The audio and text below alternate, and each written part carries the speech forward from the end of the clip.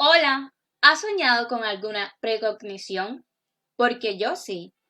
Una vez soñé que tenía puesta una blusa a la cual le podía ver todas sus características, como el color, el modelo y cómo me quedaba. Esa blusa no la había visto antes en mi vida.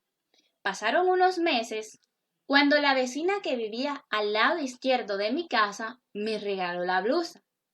También he soñado con personas las cuales nunca había visto antes y en el sueño puedo identificar algunas características de esas personas, como el color de piel, altura, posición en la que se encuentran en el momento que la sueño, algún objeto que llevan puesto e incluso el lugar donde están. Una vez soñé que estaba enfrente de un hombre moreno más alto que yo, robusto, y yo tenía la sensación en el sueño de que lo conocía. Con el tiempo, conocí al hombre que estaba en mi sueño unos meses antes de saber que lo iba a conocer. Cada vez que sueño con algo que no conozco o no he visto antes, pero después lo conozco o lo veo, lo único que hago es sonreír por el hecho de que las vi mientras soñaba antes de conocerlas. Y si no has soñado con una precognición, pues de pronto es probable que sí tengas uno que otro déjà vu, así como yo. Hay veces que cuando estoy hablando con una persona, siento como si ya antes hubiera hablado de lo mismo con ella, cuando en realidad es la primera vez que hablamos del tema. Una vez me pasó que estaba hablando con mi novio por medio de una llamada telefónica y de pronto él me dice, estaba respondiéndote en mi mente.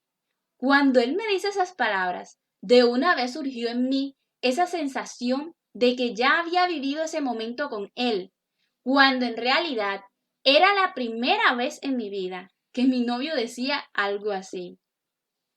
Después de muchos sucesos, he investigado al respecto de lo que te acabo de contar, pero en el caso de la posible existencia de la precognición, no he encontrado ninguna base suficiente para decir en concreto que la precognición es imposible. Por lo tanto, la considero real, además de que yo la he vivido en diferentes momentos de mi vida. Y con respecto al déjà vu, también lo considero posible, porque también lo he vivido en algunos momentos de mi vida. Desde la etapa de mi niñez, escuchaba hablar de Dios, pero no le prestaba mucha atención, porque como niña vivía concentrada en mis juegos, podía pecar con mi inocencia e ignorancia de las cosas.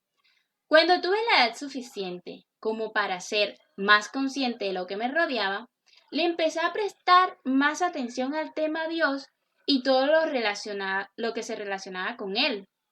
Recuerdo que iba a una iglesia evangélica en la cual tenían una catequesis para los niños. Yo asistía y cuando empezaban a cantar me entusiasmaba porque me sentía feliz cantando.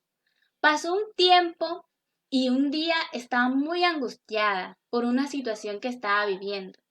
Y entonces, en ese momento, siendo yo una niña de 10 años, me he parado en el camino que quedaba al lado de mi casa y he abierto mis brazos, levantando la cabeza, con la mirada prácticamente hacia el cielo, diciendo con toda la fe y desesperación posible, Dios mío, sácame de aquí.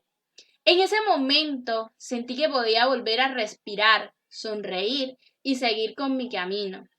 Desde allí he tenido esa creencia hacia Dios porque sentí paz. Yo sentí que podía volver a ser feliz y que me podía olvidar de toda esa angustia.